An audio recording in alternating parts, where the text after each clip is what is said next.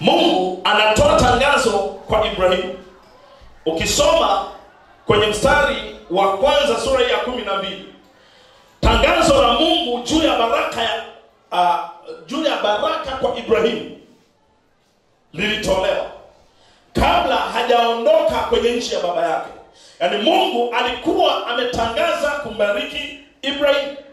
Mungu anamwambia Ibrahimu hivi: ondoka uende kwenye nchi nitakayokuonyesha, lakini ukiwa huko nitakubariki. Nitakufanya kuwa taifa kubwa. Atakayekubariki nitabariki, atakayekulaani nitamlaani.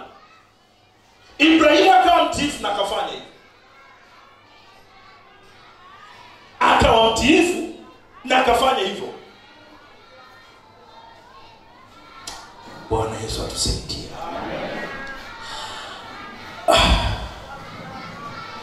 Pamoja na kwamba Mungu alikuwa ametamka, lakini alikuwa mwaminifu kufuatilia kama Ibrahimu anampenda Mungu.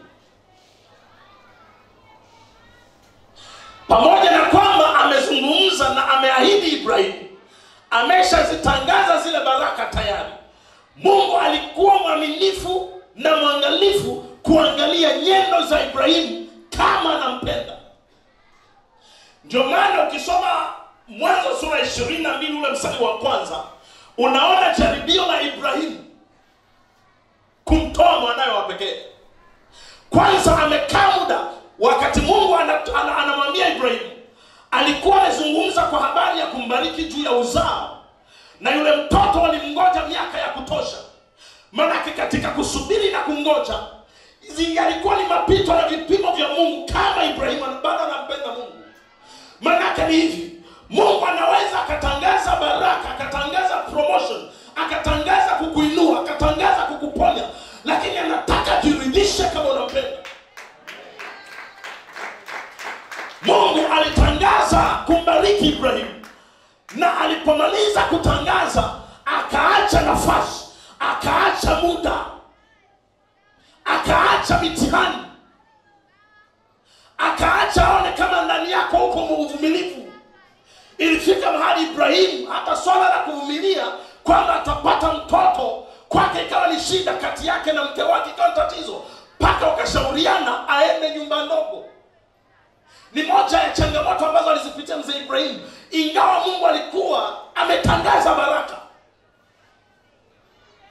Kumpenda Mungu, unastick kwenye upendo na Mungu. Haijalishi majira na nyakati unazopitia, haijalishi changamoto unazopitia, haijalishi nani na nani wanakupongeza, nani wako kinyume na wewe. Unampenda Mungu kwa sababu it's a personal experience. Ni swala la wewe binafsi.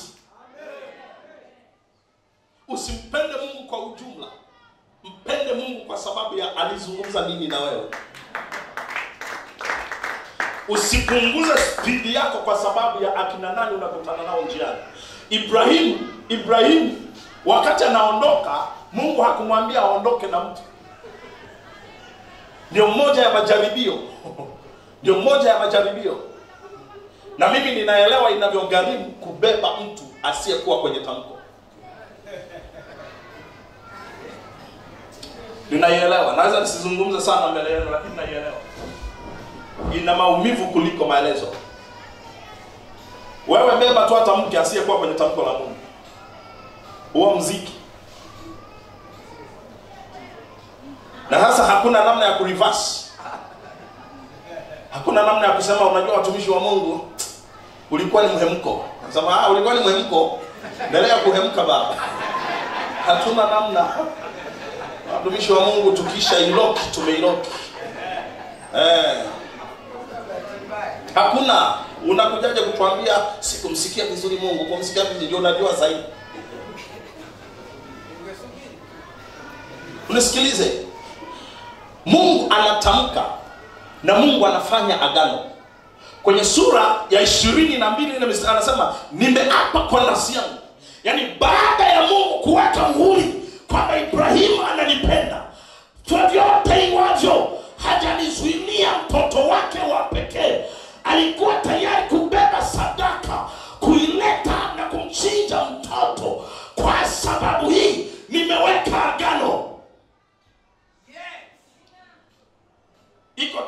kati ya kutembea na tangazo la Mungu na kutembea na agano la Mungu. Unaweza ukawa unatembea na tangazo la Mungu lakini hautembei na agano la Mungu.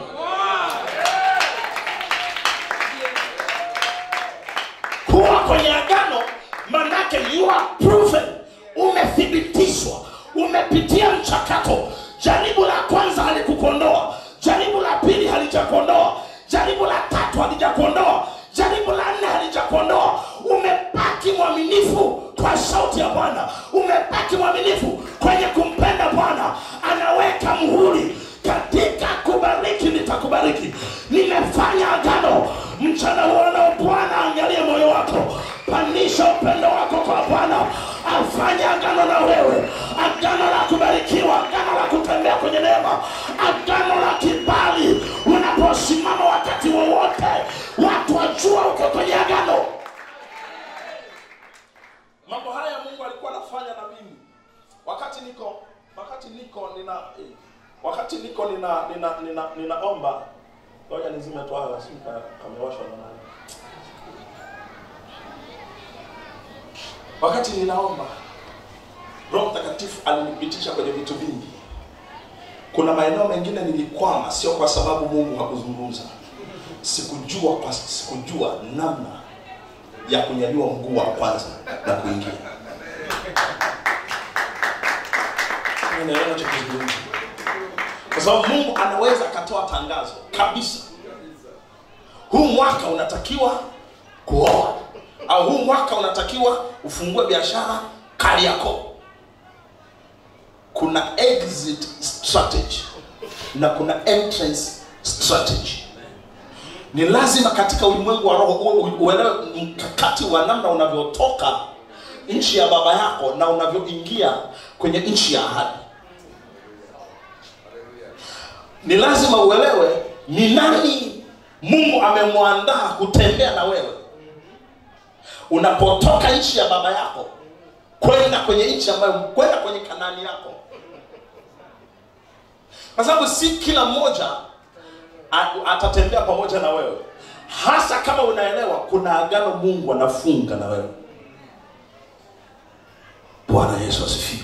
Amen. Bwana Yesu asifiwe. Na hii yote imefungwa, ni siri ambayo ni mpaka umpende Mungu. Awe rafiki yako akufunulie. Awe rafiki. Kuna kipindi mimi nilikuwa nina hii. Bwana Yesu asifiwe. Bwana Yesu asifiwe. Kuna kipindi mimi nilikuwa ninafika mahali najiuliza, hivi Mungu uliyekuwa unafanya kazi na kina Mzee Kulola, walikuwa na amri juu ya mapepo. Mungu anafanya kazi na unafanya kazi na kina Benjamin, watumishi wako wakubwa, kina Pastor Chris. Naona tu wakati mwingine anaweka tu mkono hivi, watu wanaanza kupokea mahitaji yao. Kwa wapi? Katika machozi na maombi. Kuna namna nilikuwa ninaomba, Mungu akanipeleka kwenye kipengele hiki cha kumpenda. Amen. Tofauti kabisa na vile ambavyo nilikuwa ninafikiria. Na unajua nini matokeo yake? Tangu nitoke hapo, nina speed ya kumpenda Mungu bila sababu. Amen. Lakini madhihirisho ya nguvu za Mungu. Na sasa ninampenda zaidi, nasema kama hii tu ndio trailer, mpaka mwisho wa mwaka tunafikaje Mungu? Yaani kama tu ndio tuko mwezi wa pili, mwisho wa mwaka inakuaje? Na mimi natamani unajua, acha niwaambie watu wa Mungu, na nilisema Jumatano, nenepesha upako, usinenepeshe sauti.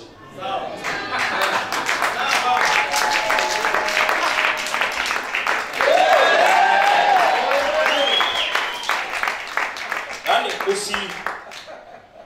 jaa ndani. Sio, unanielewa? Jaa ndani. Yaani ujae ndani.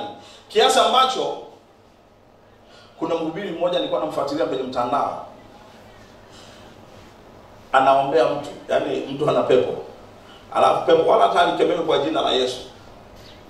Sema, hey demon, it's Pastor Smith. Pepo anapiga kelele, anaondoka. Anaambia pepo, hii ni sauti ya Pastor Smith.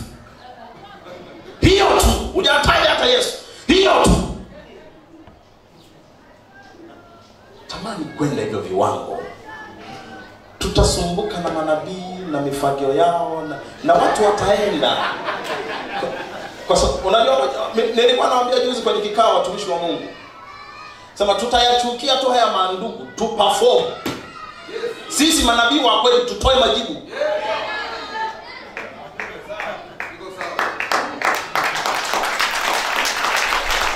Tutoe majibu. Tofauti na hapo tutakuwa wakali tu. Hapo unaweza kuwa unaingia na fimbo kanisani. Wewe Jumatano ulikuwa wapi? Hukuenda kwa nabii. Tutoe majibu. Tutoe majibu. Toa majibu. Bwana Yesu asifiwe sana. Bwana Yesu asifiwe. Mungu anatoa tangazo, anaweka agano. Mambo mawili. Mungu anaweza akakuita, umeitwa kabisa, na huduma unaisikia ndani yako imo kabisa. Lakini swala la Mungu kuja kufunga agano na wewe, kwamba mahali utakapoenda nipo pamoja na wewe. Utakachotamka nitakuwa nimetamka. Utakayemfungia dhambi amefungiwa. Utakayemweka huru amewekwa huru. Inagharimu kumpenda Mungu na kuwekewa muhuri wa agano. Bwana Yesu asifiwe. Bwana Yesu asifiwe. Mpende Mungu bila sababu. Akisema uko tayari, akisema chochote uko tayari. Kuna watu wengine wanampenda Mungu kwa mipaka. Usipende Mungu kwa mipaka. Ibrahimu hakuwa hivyo. Paka Mungu anakuja kutoa tangazo, hakuwa amemwekea Mungu mipaka. Hakuwa na hasa eneo hili la utoaji. Eneo hili la utoaji, eneo la pesa. Badilisha kiwango chako cha kumtolea Mungu. Na watu wote waseme amina. Amen. Watu wote waseme amina tena. Amen. Ongeza sauti tena useme amina. Amen. Eneo la kumtolea Mungu. Eneo la kumtolea Mungu. Hasa pale ambapo Mungu anadai kile ambacho umekifanyia kazi kwa muda wa kutosha. Umekingoja ndio hicho. Unajua Mungu angeambia Ibrahimu, naomba unitolee mwanao. Unajua Mungu naye ana makusudi kabisa. Mungu ana makusudi. Anambia Ibrahimu, naomba unitolee mwanao Isaka. Umpendaye Isaka. Yaani angesema nitolee mwanao, Ibrahimu angewahi tu kwa Ishmaeli. Yaani ilikuwa ni rahisi tu kwenda kwa Ishmaeli. Na ilikuwa ni rahisi hata kuwashawishi watu. Si mnaona Mungu mnavyompenda? Natoa mtoto. Tena wa kwanza, firstborn. Mungu naye ana makusudi, akasema tusijaribiane Ibrahimu. Na nyoka kwa yule kabisa. Bwana Yesu asaidie sana. Ukielewa hii siri, na hapo ndipo maandiko yanasema, ingawa mtu anaenda zake akilia achukuapo mbegu kwenda shambani mwake. Ziko sadaka ambazo Mungu anapozidai. Ziko sadaka ambazo Mungu anapozidai. Kwa nini nasikia kuzungumza hiki? Ziko sadaka yako, matoleo ambayo Mungu anapoyadai unasikia maumivu, ingawa moyoni mwako unamsikia Mungu, lakini unasikia maumivu, unaichukua. Hizo ndizo mbegu. Hizo ndizo maandiko yanasema lazima urudi kwa kelele za furaha. Unapoichukua sadaka hiyo, hauishi tu kuipeleka madhabahuni. Unaporudi lazima urudi na kelele ya furaha. Kwa maana gani? Mungu ataweka muhuri wa agano. Muhuri wa agano. Mwaka huu tuna ujenzi wa nyumba ya Mungu. Mungu anakuambia toa mshahara wako mzima, wala usiguse 100. Mzima au miwili kwa mwaka huu mzima, kwa ajili ya nyumba yangu. Hizo ndio sadaka ambazo unazibeba, unalia. Unazibeba, unaangalia watoto watakula nini. Sio kwa sababu ya mipango yako, kwa sababu ya Mungu. Unampenda Mungu? Amen. Unampenda Mungu? Amen. sio kwa sababu ya ziada. Hapana. Sio kwa sababu hiki kimebaki, acha tugawane na Mungu. Mwaka huu toa tofauti. Ongeza sauti useme amen. Mwaka huu toa tofauti. Usitoe kuridhisha kanisani waone. Wala usitoe kwa sababu nataka mtu ajue.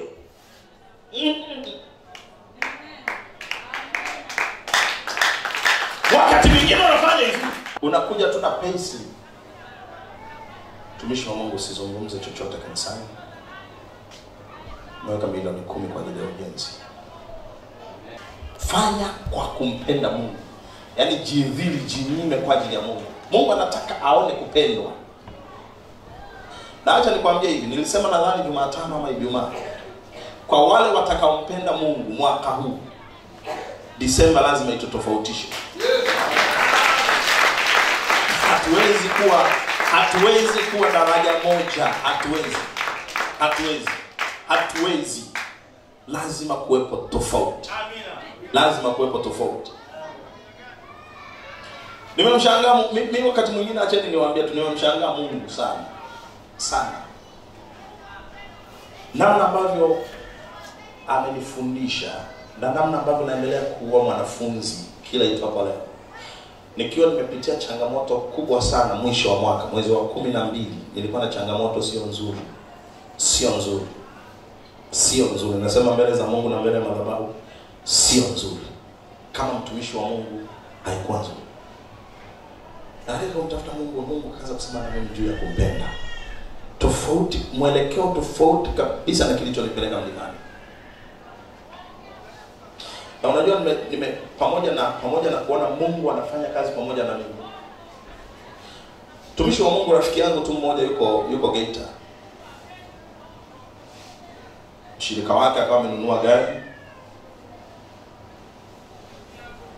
Ila aliyokuwa anatumia akaipeleka kwa pastor. Sasa pastor,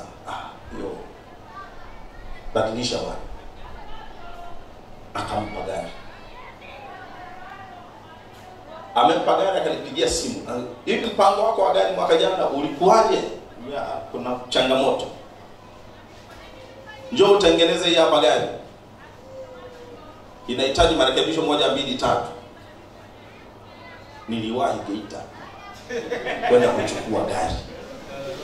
Yaani mtoto anakuambia njoo utengeneze, ilikuwa na shida tu kwenye miguu na nini, umwaga oil. Nikaondoka na gari.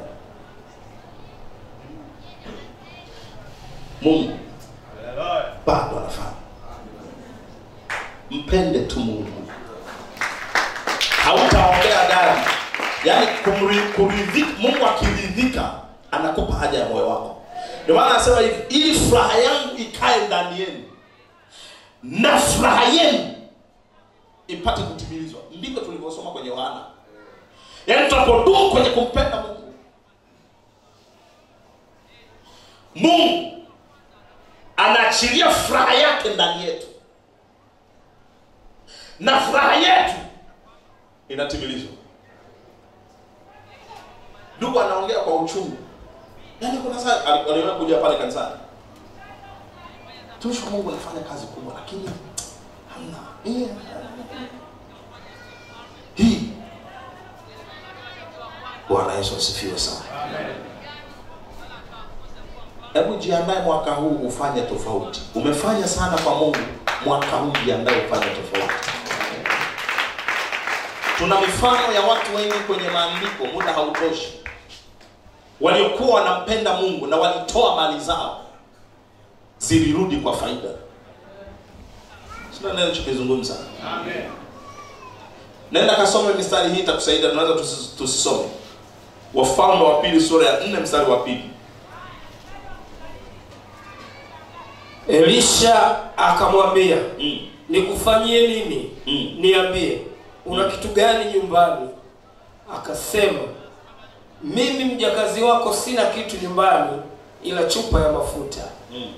Akasema, nenda ukatake vyombo huko nje kwa jirani zako wote, vyombo vitupu wala usitake vichache. Yeye na wanawe hao wakamletea vile vyombo, na yeye akamimina. Ikawa vilipokwisha kujaa vile vyombo, akamwambia mwanawe, niletee tena chombo. Akamwambia, hakuna tena chombo. Mafuta yakakoma. Ndipo akaja akamwambia yule mtu wa Mungu, naye akasema, nenda ukauze mafuta haya ulipe deni yako, nayo yaliyosalia uyatumie wewe na watoto wako. Wafalme wa kwanza sura ya 17 kuanzia mstari wa 10. Basi akaondoka akaenda Sarepta. Hata alipofika langoni pa mji, kumbe mwanamke mjana alikuwa akiokota kuni. Akamuita akamwambia, niletee na kuomba maji kidogo chomboni nipate kunywa. Alipokuwa akienda kuleta, akamuita akasema, niletee na kuomba kipande cha mkate mkononi mwako. Naye akasema, kama Bwana Mungu wako aisivyo, sina mkate ila konzi ya unga katika pipa na mafuta kidogo katika chupa, nami ninaokota kuni 2, niingie nijipikie nafsi yangu na mwanangu, tuule tukafe. Eliya akamwambia, usiogope, enenda ukafanye kama ulivyosema, lakini unifanyie kwanza mkate mdogo ukaniletee, kisha ujifanyie nafsi yako na mwanao. Kwa kuwa Bwana Mungu wa Israeli asema hivi, lile pipa la unga halitapunguka, wala ile chupa ya mafuta halitaisha, hata siku ile Bwana atakapoleta mvua juu ya nchi. Basi akaenda akafanya kama alivyosema Eliya, na yeye mwenyewe na Eliya na nyumba yake wakala siku nyingi.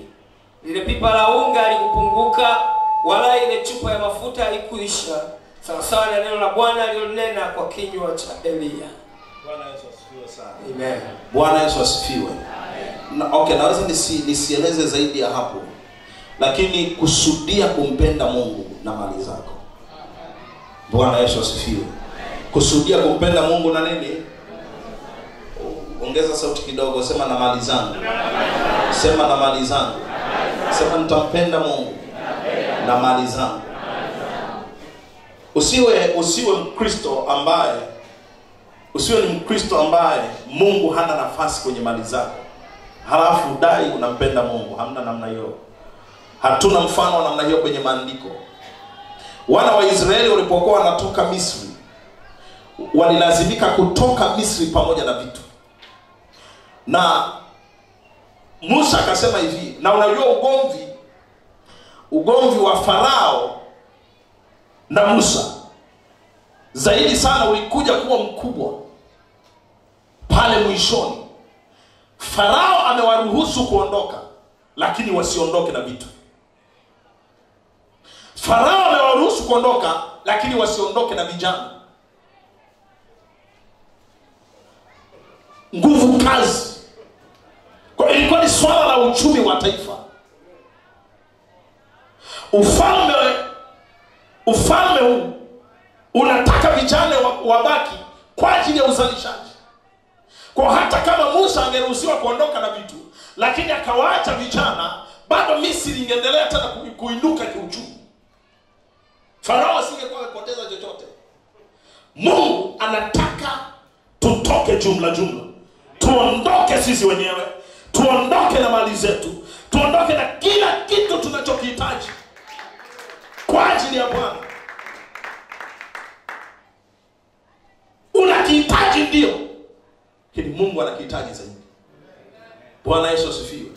Na acha nikwambie, mahali ambapo unaweza ukawekeza na ukamwambia Mungu ninakupenda, ni kwenye sadaka zako. Nisikilize. Unapoichukua sadaka isimaanishe moyo wa kumpenda Mungu. Moyo wako umaanishe kumpenda Mungu. Kwa sababu Paulo amezungumzia kuhusu hiyo. Unapotoa, yani hauwezi ukatoa chochote kwa maana ya kuonyesha kwamba unampenda Mungu. Hata kama ungetoa vyote ukawapa maskini, hiyo haitoshi. Maana yake kinachoanza kwanza ni moyo. Moyo ukikubali, moyo ukiwa tayari, moyo ukimpenda Mungu, hivi vitu vingine vitaufuata moyo. Ni sawa na Biblia inazungumza tuenende kwa roho, maana tuwezi kutimiza tamaa za mwili. Mwili huwa unatamani ukiwa unashindana na roho. Nilimpenda mwalimu mmoja alikuwa anazungumzia maombi. Anasema mwili kawaida hautaki kuomba. Roho inataka kuomba lakini mwili hautaki kuomba. Usiku mwili unakwambia nataka kulala. Roho inataka kuwa mbele za Mungu. Anasema namna peke yake ya kutia adabu mwili ni kuambia sasa mwili kama unataka kulala, wewe endelea kulala. Ila mimi roho naenda sebuleni kuomba. Anasema mwili ni muoga sana, utakufuata. Kwa maana kama roho ikidominate, mwili unafuata. Upendo wa Mungu ukidominate, ukiwa na nguvu ndani ya moyo wa mtu, vitu na mambo mengine vitakufuata.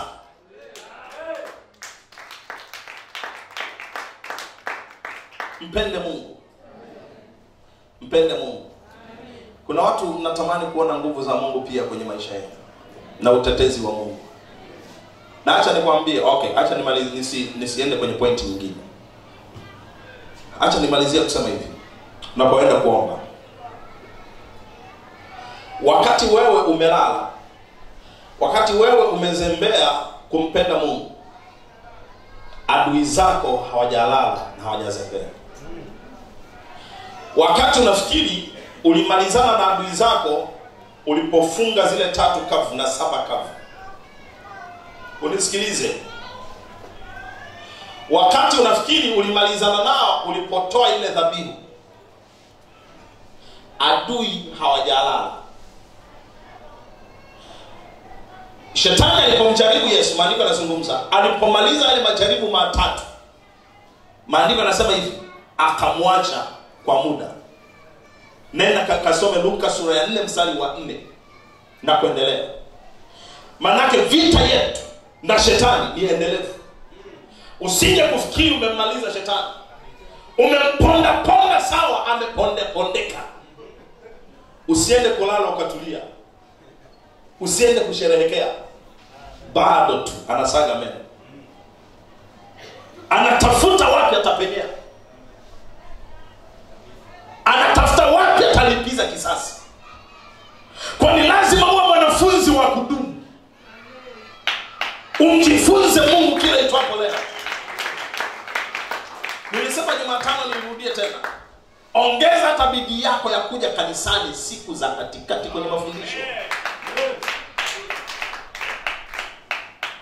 Kati mwingine tu unachukulia kawaida tu. Sema na Jumatano unakuta mtu mwingine haji eti kwa sababu hata mchungaji hayupo, sijui nani atahubiri leo. Ukimpenda Mungu, hata kama wangeweka mtoto wa Sunday school, Mungu atakuhudumia. Amen. Kwa sababu kinachoamua sio aliyesimama. Kinachoamua ni mbingu, ni rafiki na wewe. Kwa hata kama huyu mtoto hajaelewa sana, anachanganya vitabu, badala ya kusema kitabu hiki anasema kitabu cha Yakobo, kumbe hata kwenye Biblia kimo kitabu cha hivyo, bado anachanganya.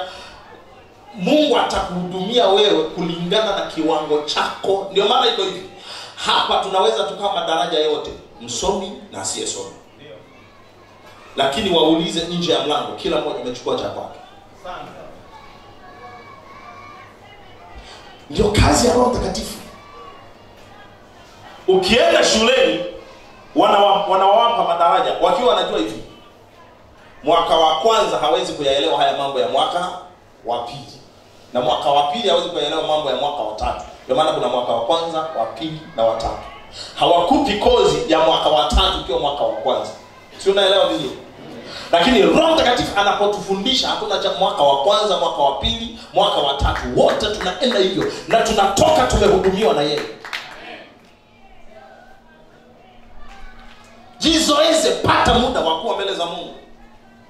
Kwa sababu vita yako ni kubwa. Na iko hivi, kama unaenda mahali, labda kama upo, lakini kama unaenda mahali, you're heading somewhere. Kuna mahali unaenda, kwenye huduma, kwenye maisha, kwenye kazi, kuna mahali unaenda. pata muda na Mungu. Pata muda na Mungu. Wako watu ambao waliinuka wakamwacha Mungu. Shetani hakufanya kosa. Nimeshusha kabisa. Down to nothing. Chini huko. Shetani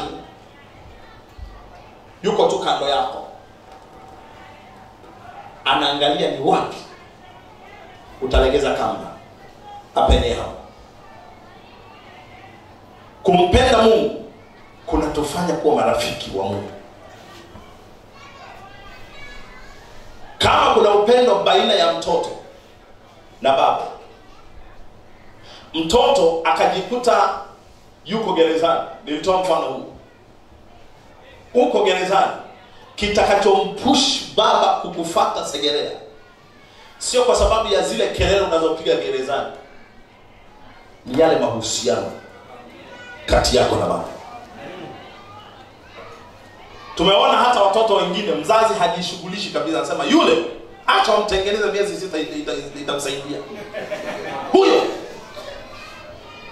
baba, yani hapa sikuaga na pressure. Nimekuwa pressure kwa sababu ya huyu mtoto. Nimesikia kimekamatwa kimepelekwa kule Segerea. Wakidoshe.